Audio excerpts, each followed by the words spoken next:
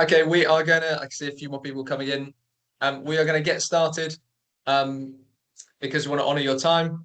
So therefore, we are going to get started today. So thank you all for joining today. Welcome to today's webinar. Hopefully you can see the title page on there. We're going to be talking about the great squeeze. And so thank you for making the time today to join us. We know everyone is super busy at the moment, hence the topic of this webinar. And so we're thrilled to have lots of people with us. Lots of people from the Impulse community, so people that are part of one of our clients, for example, and then also wider than that, we know there are some people joining who aren't yet part of the Impulse community as well.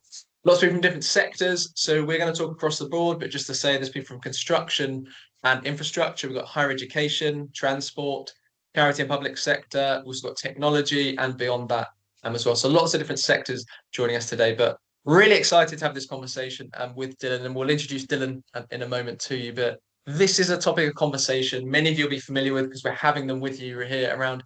There is such a pressure and intensity in the workplace right now. Everyone is feeling the squeeze. And so it's a really important topic to have.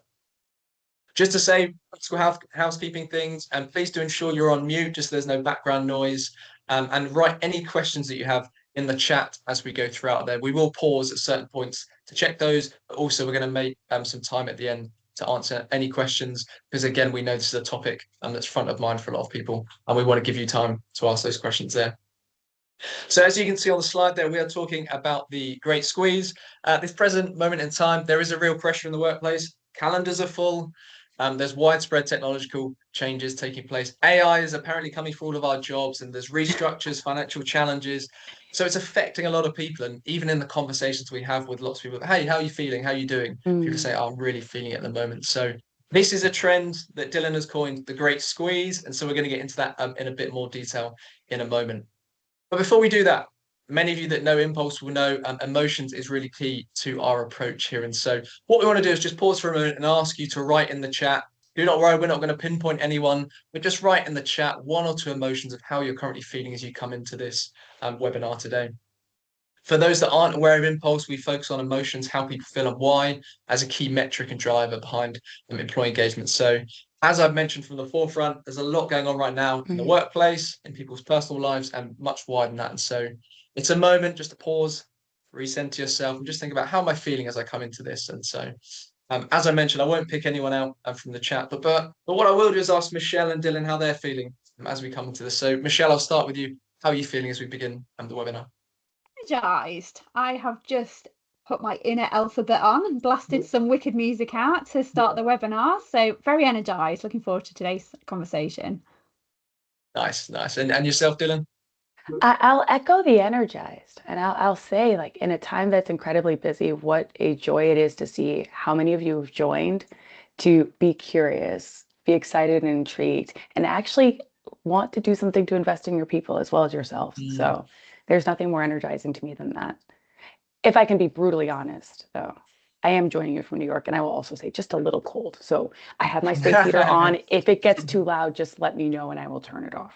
Yeah, Dilan has very kindly joined us while she's in New York. So it is beginning of the day for her, first thing in the morning for her. Whereas us Brits, we've had the morning, and some of us have had multiple cups of tea, so we're ready and ready to go. So Dilan, thank you for making the time first thing in the morning. Thank you for having me. Nice to see you. Nice to see you. Perfect. Well, let's get into it then. So let's do quick introductions. I can see from those attending, many of you I'm familiar with, and we work closely with, so great to see you. But for those that aren't familiar with me, you can see on the right-hand side there, I'm Alex Williams. I'm Director of Customer Experience at Impulse. And so within our partnership with our clients, there's kind of three key areas. We've got the customer success side, we've got the people analytics and insights, which Michelle will talk about, and then we've also got our platform feeds part of that as well. And so I have been with Impulse for coming up to 10 years. Next month is my 10-year anniversary. So I'm looking forward to celebrating that in some way. But yeah, I've been here for 10 years. Michelle, over to you. Yeah, thanks, Alex. So recognise a few of the names on the call, so you probably recognise me. I'm head of people insights. I've been with the business now for 3 years this month. Prior to that, just for some context, I worked in HR, so had a real passion for engagement, but now spend a large proportion of my work working with Alex and the team, delivering our clients' insight reports, so bringing them to life for the exec teams, and then also delivering the consulting and the coaching element as well. So a little bit about me. And then over to you, Dilan. Thank you for having me, and happy anniversary to you both. My name is Dilan Gomih. Our company Diligence focuses on employee engagement and workplace well-being for large organizations across many different sectors, including many of yours joining the call, in ways that connect to the bottom line. So whether it's strategic programming at offsites and workshops or building out broader workforce solutions, we really focus on helping teams drive their performance, boost morale, and communicate clearly, especially as they navigate uncertainty and perform under pressure like right now. My background spans from the Wall Street trading floor to being an executive in health and fitness, and the work we do today very much so bridges those experiences. So I'm thrilled to be here with all of you today. Brilliant. Thanks, Michelle, and thanks, Dylan. So let's get into it. Let's get into some of the content then. And so this is the journey we're going to go over. We've got 45 minutes together, and we really do want to respect your time, as we said up front there. So this is what we're going to cover. We're going to start by setting the scene. So Dylan's going to define, what do we mean by the Great Squeeze? What is it? Where does it come from? And then we're going to explore some Inpulse data that supports this, that we've seen across workplaces in the last 12 months. Then we're going to move on to the second piece, which is the 3 drivers of the Great Squeeze. And Dylan's going to talk through what are those 3 drivers, what's really causing the Great Squeeze. Then what are the implications? So what are we seeing? What's the impact that's having in the workplace? And Michelle and Dylan will talk about that, the impact on leadership, well-being, engagement, etc. And then fear not, we will not just talk about the current circumstances and all the challenges. We will come with some actions and some solutions that you can take as an organization and as leaders in your organization at this certain time as well. And so we'll then finish up with a Q&A at the end where you can ask questions, and we'll answer any questions that come through. Just to say, you'll be pleased that it will not be death by PowerPoint. We're going to do the first three points there using slides so you can see that. And then point number 4 onwards will really lead into a conversation where we'll get rid of the slides and talk about some of the strategies and actions people can take. So hopefully that's the webinar you've signed up to. That's everything you're expecting. So with that in mind, and we're going to move on to the first section, which is setting the scene. So where better to start than actually defining what is the Great Squeeze. So Dylan, I'm going to hand over to you just to get a bit of context and definition here. Yeah, and I realize everyone can read the slide, and let's first just kind of acknowledge like what's not new about this time. Like this is the time that it's always intense. It's the holiday season. We're managing deadlines, performance reviews, ending the year strong. What does feel different is we are all talking about this rapid technological advancement and then this pressure to use it and what the implications are for organizations. So what does that mean? Going faster, using AI to automate everything, while at the same time, leaders are really struggling, right? The workforce is still kind of recovering from this post-season time. People are lonely, feeling stretched, it's thin, and questioning whether this pace is sustainable. And right now, the things that we're trying to solve for, retention, morale, boosting trust, creative problem solving, you don't solve those with efficiency. They get fixed by presence and connection. And at this time, we're like, budgets are tight and headcount is frozen and the pressure from the top hasn't let up. Here's the squeeze. It's the leaders who are in the middle being asked to extract more from the teams that are running on empty. So it's kind of navigating those two dichotomies. Get efficient, use AI for everything, and actually we really need to deeply invest in humans at the same time. Certainly resonates with a lot of the conversations we're having, Dylan, at the moment. Michelle, see that a lot in the exec boardrooms particularly, but obviously widen that when we're doing coaching with line managers, very much this piece around so many different pressures right now, right? And yet expectations have never been higher for what people can achieve and do in the workplace. And, you know, it's worth acknowledging, again, like with the foundation of your organization, we are humans that arrive at the workplace with emotions. So when you're feeling overwhelmed and you feel your heart rate going faster, AI is not going to solve that. Yeah. You know, like if you're in the nonprofit sector, and today is Giving Tuesday, at least, you know, globally, demand is up, funding is down, staff is running on fumes. And again, that need to go faster. You can actually only do what's within your human capacity. So it is this really unique tension that we're still trying to figure out and navigating through together as humans. And I think the growing concern that isn't necessarily in the article is realizing this is something that we're going to have to figure out. I generally do say I'm a realistic optimist, and I do think it's worth just starting this conversation highlighting that this is not the first technological shift we've had in the existence of humanity. So I actually have a decent amount of faith that we will figure it out, but it is worth just calling out and acknowledging this is what we are navigating. This is why it feels a little different right now. Definitely. Michelle, anything you want to add to that? No, just from my HR days, it definitely always felt that this last quarter was squeezed. Whilst you want to feel like you're winding down for Christmas, and what we were talking about just before we joined the call today, there's this kind of notional element that historically we maybe used to feel like you could take the foot off the pedal slightly as you come to year end. But in reality, actually, we're asking these line managers to do a lot. They're trying to get the year-end figures. They're trying to do the recognition piece, the appraisal piece, and actually get the targets over the line as well. So yeah, very much felt that when I was in house, and we definitely see it with our clients still today.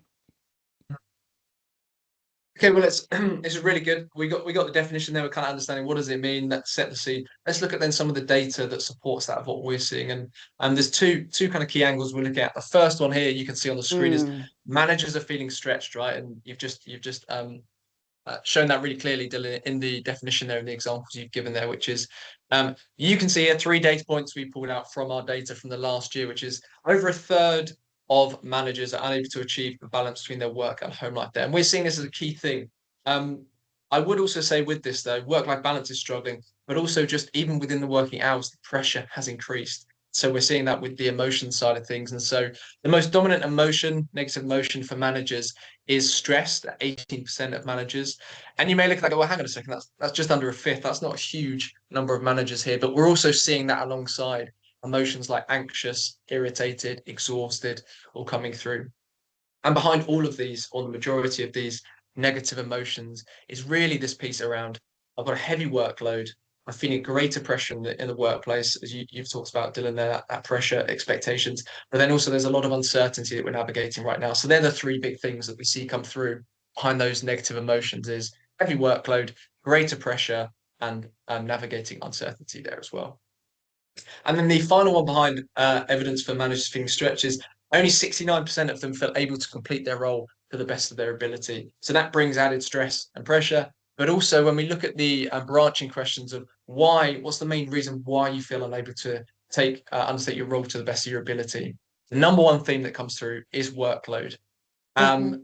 It's comments like, I don't have the capacity to do this right, to do X amount now. Time or resource is limited. We're expected to do as much as we were previously, if not more, and yet our headcount has reduced within our team as well. And so that sets the scene for the managers. But then let's also consider then when we think about wider engagement and culture, what impact is that having on their team members? And what are we seeing there? And so again, 3 key data points to bring this to life for you there. Only 63% of non-managers feel recognized if they do good work. That's compared to 71% of managers. So a difference there of 8 percentage points. You say, so that is a significant difference there.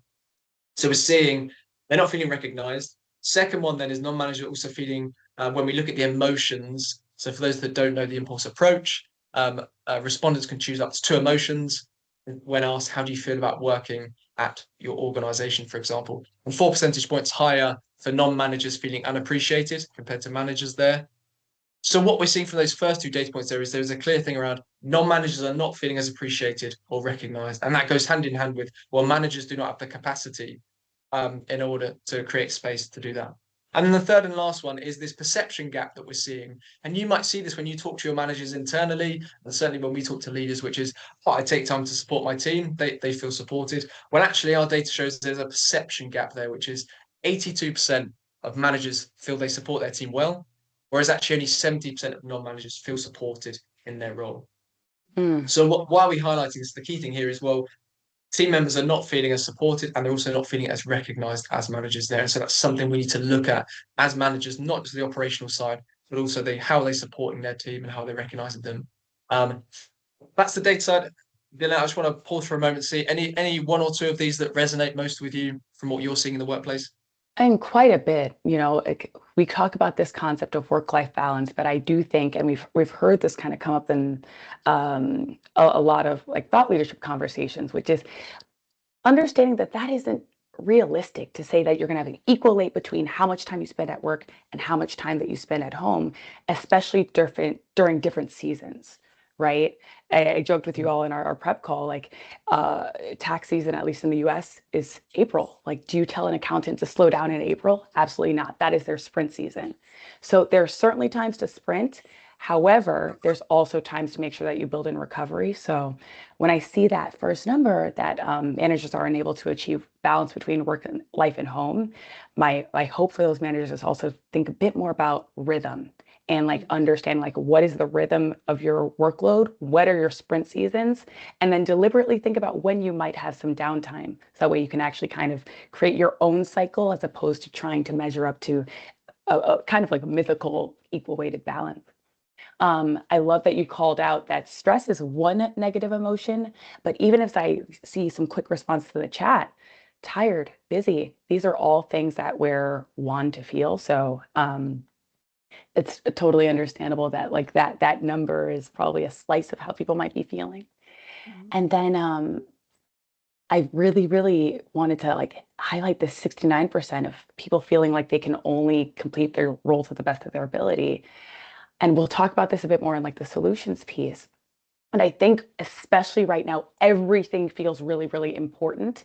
And it's actually even more important to go, what's actually really urgent for Q4? What are the most important and pressing things that my team must get done or the organization before December 31st? And be really realistic around like, actually, if this gets done in Q1, the sky's not going to fall. So I think that's a lot of like that that gap is what people might be feeling when they feel like they can't do their absolute best, but maybe ways to boost that number or understanding, well, these are 3 things that will actually move the needle and I can definitely do the best of my ability. And I can do these other 3 things to the best of my ability in Q1 and it'll be just as impactful to the organization. And then I think the ones on the right, we're actually going to get to in some of our later slides too. So yeah. Perfect. Well, that's the impulse data, and thanks for that, Dylan. Let's also look broader and look at some of the other wider data points of what is the reality for line managers right now. You know, we've just talked there, and Vinny, you brought to life more about that. Managers are feeling stretched on the left-hand side there. That is the reality, right? And so what does that mean? Well, there's 3 data points here, which Michelle, I'm going to hand over to you to kind of talk through of what we're seeing beyond just the impulse platform. Yeah, so at a UK basis, the mental health first aid group have actually done a survey and they found that 33% of managers feel out of their depth supporting their teams with mental health concerns. Now, this is showing up a lot for us. Now, I hate to use the word COVID still, but we are still in the back sense of the 5 years that managers have had to manage in a very different way. So if you think before COVID, we maybe did some notional mental health first aid support with line managers at a local level, but that then opened a huge mental health pandemic. And so line managers have been feeling completely overwhelmed and on the back foot somewhat. So 33%, so a third of your organisation potentially, those managers are feeling that they haven't got the right skill set to do that. So a really useful statistic to have in your locker to think about, do we need to do something else? And we certainly see that in the conversations we have with line managers as well. You know, how can I be more emotionally intelligent? How can I support them? What signs do I need to recognise? And how do I differentiate between what is stress and what actually is a common moan and groan about the workplace? So quite a significant statistic, which we thought would be useful to share. And if you're in the HR function, certainly be asking yourself, well, I wonder what our statistic is if we asked our line managers at a local level. And then take it onto a global scale. Again, something we've seen a lot with our clients, and certainly it's not hidden in the fact that the news that we've had on a worldwide basis, that there's a huge amount of turbulence in transformation that organisations are going through. So Gallup have found that leaders and managers are 56% more likely than individual contributors, so employees themselves, to report large or very large disruptive changes to their organisation or the job in the past year. So that's a significant figure. Over half of leaders and managers surveyed in this massive global survey have found that there's been this turbulence. And obviously that's a distraction, and we'll come on to talk about that in a moment, but that's something that's taken them off their day job and having to lead these transformation programs as well. And then a Gartner survey has found that 75% of business managers feel overwhelmed by how much of their job responsibilities have grown. So 73% saying there's a lack of sufficient skill or support to lead the organisation change. So this squeezed middle are actually getting even more squeezed for the fact we're going through this and inflicting and having to, so rightly inflict this transformation change on them. But equally, we're not having the time or the budgets potentially to bring them up to speed to how to solution some of that. So some great statistics there. And Dylan, I know we've talked previously, but it'd be great for our listeners just to understand from your perspective, what else do you see are other distractions for line managers and leaders at the moment in the workplace? Yeah, and I quite love the way that you laid out this slide, and even just commenting a bit left to right. Um, you, think in generations prior, in the ways that we used to work, call it 20 years ago, the amount of time that we spent at work was less versus like, today, like it's really hard to switch off between being at work and off work, especially with our connection to our devices now. So long story short, people are spending more time working, even if they're not physically there. And in the past, maybe it wasn't necessarily the organization's responsibility to manage well-being beyond the workplace. But it does stand to reason that if we are working more and we are spending more of our energy, mental, emotional, physical, focused on work, that might be why organizations actually may have to do more to think about what are we doing to actually support human performance within the workplace. And as a result, for managers who actually are on the front lines of that, who may actually have to experience it when someone on their team is managing something at home and they're bringing that with them to work, they feel out of their depth because they don't actually have the tools to communicate, direct them to the right benefits, or do beyond the typical job of managing. So there's actually the understanding that maybe benefits have grown within organizations, but the people that actually have to operationalize it and help direct their teams on how to utilize those benefits, there's still some communication and some upskilling there. And then I have a few other ideas that I wanted to get to, but I so love this call out around the 75% about how managers feel overwhelmed by their job responsibilities. And this is a communication element too. So for line managers who may be tasked with something and they actually have the deep expertise around how long something takes or what is a reasonable time frame, they're typically used to getting the instruction and just going, even though they feel that internal consternation that's saying, wait, this isn't actually going to work with the team and how we can get it done with this time frame. That wait has to turn into something around communication, which is how can line managers actually have the tools or get the comfort to say, okay, I just want you to understand that if this is what the assignment is, it'll probably take this long to actually do it well. Is that okay? And get comfortable just with that quick check-in of like, just want to make sure that we're aligned on like to do this with the best of our ability, it takes this long. Does that work? If not, here's 2 or 3 other ways that we can be successful. And I think that's getting to the root of the overwhelm is internal a lot of the time, and you just kind of sit with what you have to do, and it kind of builds the resentment. Yeah,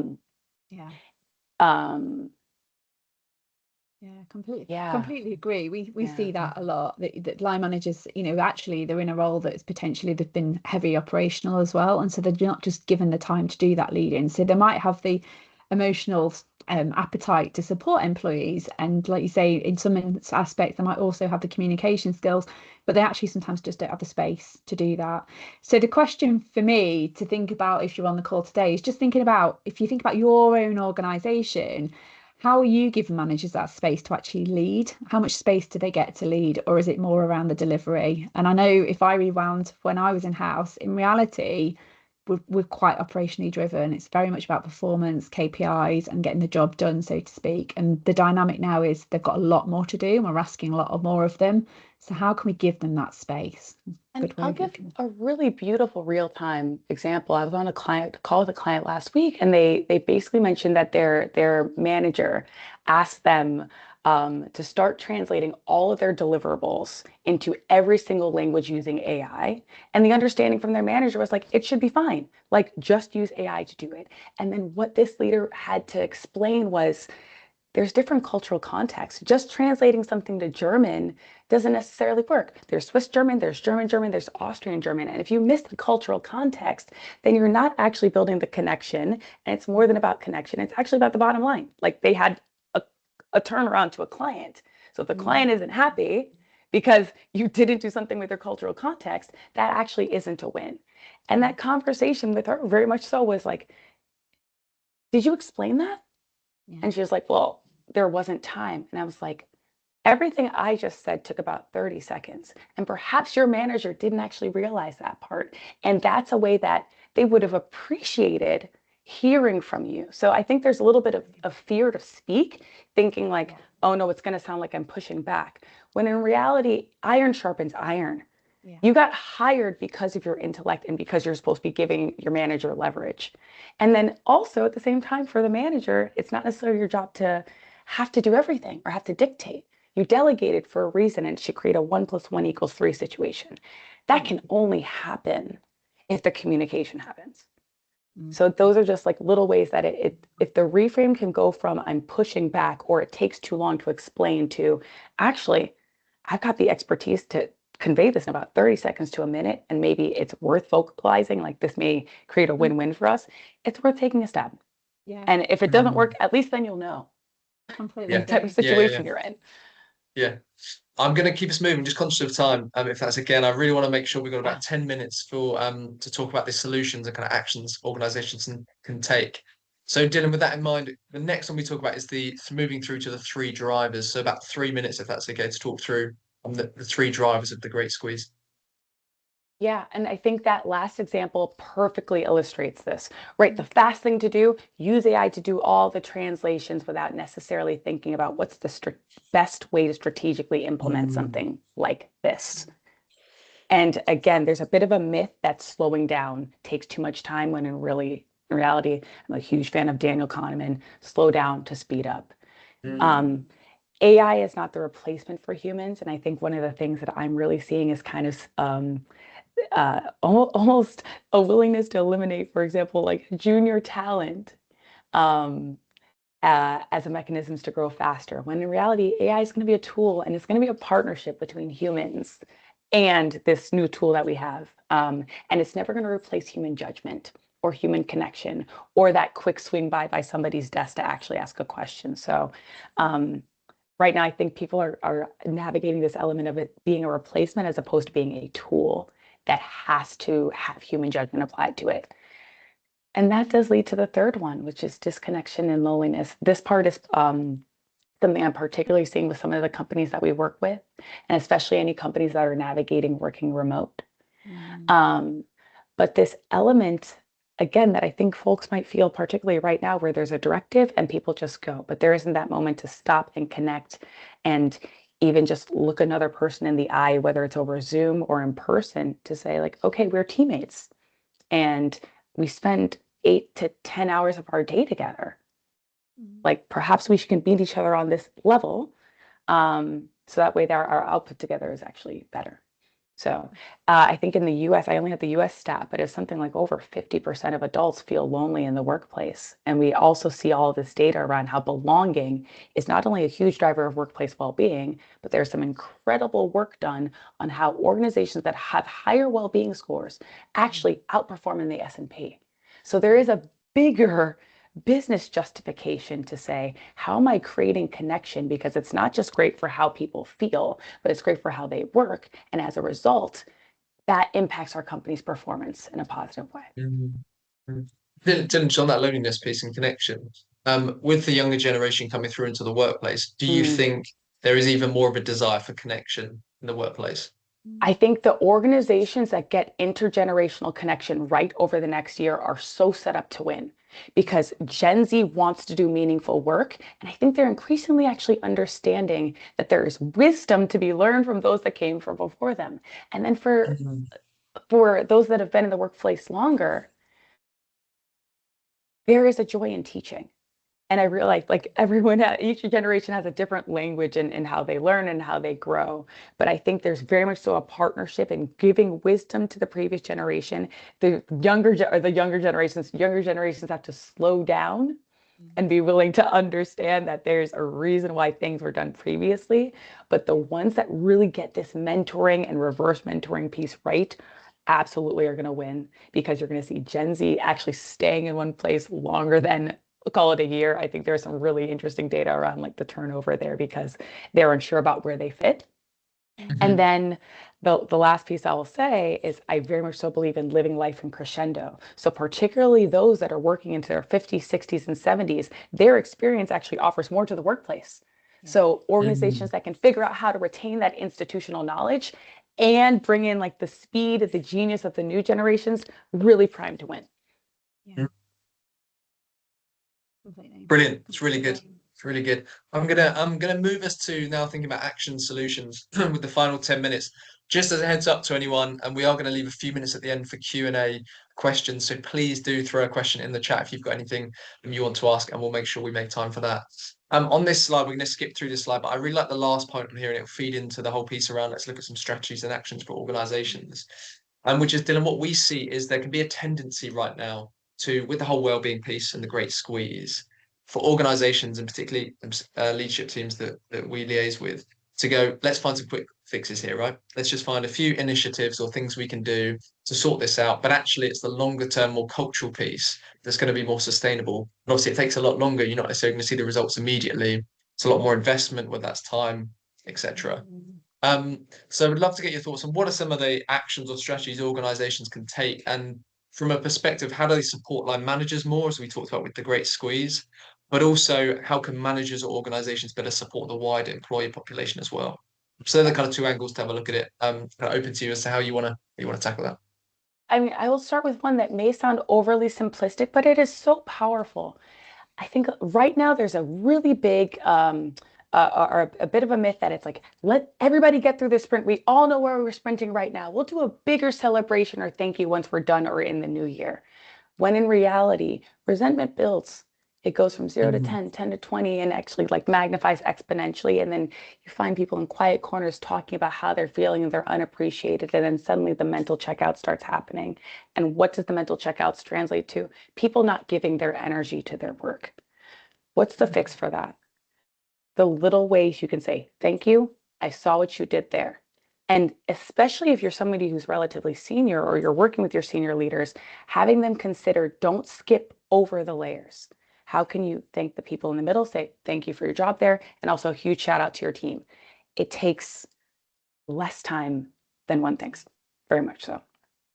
That second one, managers are feeling overwhelmed. This goes back to what we talked about before, which is really right now in this last month of our 5 weeks of productivity, saying what absolutely must get done in Q4. Let me make sure my managers are on the same page about this. And I realize there's going to be like a level of, sometimes you do have to be a bit agile and flexible with like what the right directions are, but should the direction change, make sure you're communicating the why. And just landing the plane here, which is there are certainly things that can be pushed to Q1. Not everything can be important, but there are things that are urgent. Make sure you've communicated that you know the difference between the two. And you're letting someone know, I'm asking you to do this because this is the most pressing thing for us to set ourselves up for success in Q1. And then I wanted to go fast. We can maybe add one more. Yeah. Two more. We got time for two more, definitely. Yeah, and then the reality of the higher workload and pressure affecting well-being culture.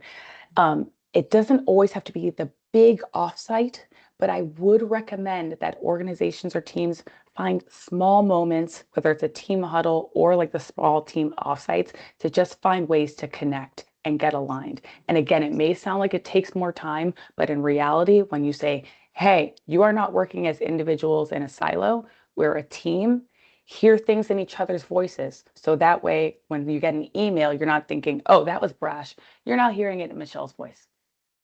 Yeah. And that is like also like little ways that you can find ways for celebration. And like I just said, I don't just talk about well-being for kicks and giggles because it's like nice to feel good. There's all the data, and I love the data that talks about the bottom line that highlights if you have a higher well-being culture, that actually can support your business bottom line. So little things that we love to do, especially at Diligence, which are if you are investing in benefits, how can you make sure that people understand where they are in 2 minutes or less, when they should be using them and how they're relevant to their life, and make it even easier for them to find. So you've already done the legwork of having a robust benefits offering, but make sure people understand how to use it, especially during times like this, and where they can find it. Yeah. And if you need help, that's very much so what we do. So Completely echo that. And I think as well, when I was in house, a lot of it, sometimes when we talk about well-being, it's the associated cost and people think about the cost for it. Right. And I would advocate from a HR perspective, flipping that around. So it's not about the cost, it's about shifting that mindset to actually the cost of the capability. So if we support line managers now and their well-being, it's actually going to pay dividends in the long run, like you say, not only to performance, but also for them as your future leaders within the businesses as well. Yeah, I completely resonate with that. Yeah. And there's a central word that, go ahead. No, you go. I was just going to say, like, the through line throughout this conversation is communicating the business imperatives, but also make sure that line managers feel seen. Because especially over the last year, and again, this is, I have more recent US data on this, there's been an elimination of some of those roles. So the line managers that are still in the workforce are being tasked with doing more. And the simple acknowledgement of that, which is, I see that you've had to take on responsibility. Thank you. Let's discuss what that should mean for you in the new year. Yeah. But like you can never skip over how much acknowledgement or being seen or being thanked means to people. Totally. Yeah. I was gonna say that is when we do a lot of work around and we look at the unappreciated population, particularly with organizations, why are people feeling unappreciated? So much of it is you would assume is about pay, but actually the majority of it is around the human skills of line manager of I don't feel thanked. I don't get thanked after I do something. I don't see my line manager. They don't communicate with me. They only talk to me when I've done something wrong and never to thank me or recognize me. And so a lot of it is the human skills of the line manager and those small moments that you talked about there. And you know what the And that's broader what builds trust, right? Oh, sorry. And it's like, you know what the broader insight is there, Alex? It's that it's not just about getting a pat on the back. It's about feeling like you're part of something. Yeah. Part of something bigger. There is incredible data around like when people feel like they're part of a mission, they work harder for it. And especially for those of you in like education or the nonprofit sector or building something incredible in the tech space, like people want to know that their little actions are laddering up to something meaningful. So I think even it's less about the pay, less about the pat on the back, but waking up and knowing your life has purpose. That isn't something you separate between work and going home. Like that's like part of your core operating principle. So when you say those things, realize you're creating the motivation, you're creating the drive for people to keep going because we're not on this earth just to like be cogs on a wheel. We have purpose. Help people feel connected to their purpose. Absolutely, yeah. That leads really nicely into what we had on the slide. Let me pull this up. Which we talked about as we were preparing for this. This came to mind, this quote from Brené Brown, which many of you will probably be familiar with Brené Brown's work. If you're not, then please do look at it because it links into a lot of what Dylan's spoken about and we've talked about here. But this piece around connection, right? And so we've talked about the great squeeze right now and lots of pressure right now, but we all feel more resilient, right, when we feel supported or connected to others and that we're not doing it alone. And so you may not have the budget to hire X number more people. You may not have the technological capabilities, right, to improve collaboration and efficiency, etc. You may not be able to offer working arrangements that work for everyone, but actually what we can do, what leaders can do is listen to their people, help them feel seen, recognized, and honestly being honest with people in the challenges, right, recognizing the impact it's having on them, giving them an ear to listen to them as well. And so much of what we've talked about is around the line manager and leadership and how they behave, right? It's not about these quick fixes of how you can reduce workload. It's actually about support and connection across the board. And it reminds me of someone said to me, they were talking about leadership investment and kind of running a leadership development program. And they said, oh, that's a really high cost. And someone else in the room said, it's not a cost, it's an investment. And I just like that distinction there, right? It's about, there could be a number against this, but actually that investment is going to have a huge impact on the culture, how people feel and their well-being as part of that as well. So then, Michelle, any other techniques, just really practically, you've seen organizations do to build this connection and support in the workplace? Michelle, I'll let you start.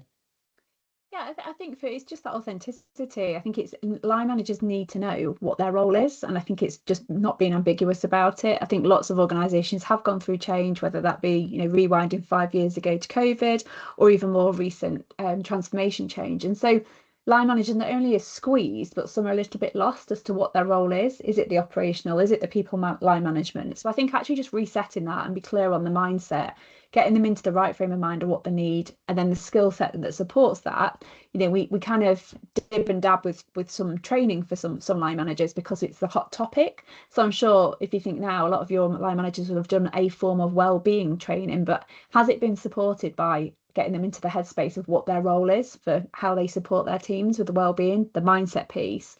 And is there a framework behind it, the practical skills and the methods, which is the tool set, to how they actually land that? So I think for me, yeah, it's about that thread that's got to run through. So I think, you know, line managers are capable of doing it, and that's they're as echoing what Dylan said earlier, they're recruited to do that. They're intelligent people, they've got the roles. It's just about freeing some of that up and being clear as an organisation what their role is in it. I think that would be my takeaway.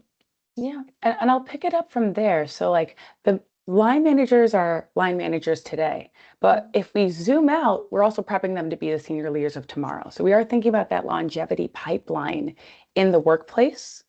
And the ROI on connection being, if you don't have to hire a new line manager who has to build all that institutional knowledge, and we can put that in dollars, again, if you're using a headhunter, just imagine the cost of losing that person that has all the institutional knowledge, having to retrain and replace somebody else that actually could have been primed to be your next senior leader.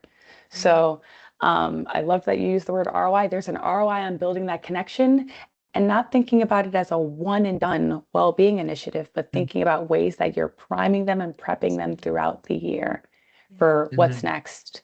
And thinking about it as scaling the vision for your organization, not even just for the managers, but like it's a very symbiotic relationship where when you invest in line managers, you're investing in the longevity of your organization as well.